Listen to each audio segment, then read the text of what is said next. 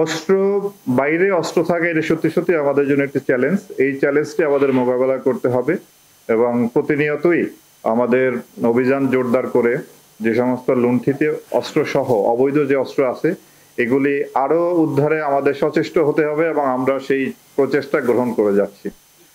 পাহাড়ের ঘটনায় যদি বলি যে এখানে খুব তুচ্ছ কোনো ঘটনা নিয়ে সেটা একটা বড় আকারের একটি রূপ দেওয়ার চেষ্টা হয়। যেমন খাগড়াছড়িতে সম্প্রতি যে ঘটনা ঘটলো যে একটি ধর্ষণের অভিযোগের কারণে সেখানে এই পরিস্থিতি উদ্ভব হয়েছে। যদিও এই অভিযোগটি পাওয়ার সাথে সাথেই তার একজন আসামিকে গ্রেপ্তার করা হয়েছিল এবং আইন শৃঙ্খলা রক্ষাকারী বাহিনী যথাযথভাবেই ওই মামলার অনুসন্ধান সহ যাবতীয় কাজ করতেছিল।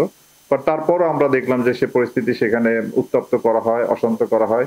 এর পিছনে কোনো না কোনো ইন্ধন আছে। তবে স্থানীয় আইন শৃঙ্খলা রক্ষাকারী বাহিনী, স্থানীয় প্রশাসন এই বিষয়ে তদন্ত কার্যক্রম অব্যাহত আছে এবং যেহেতু একটি ঘটনা ঘটেছে এর সুষ্ঠু তদন্ত হবে এবং এর আইনানুগভাবেই এই ব্যাপারটি মোকাবেলা করা হবে।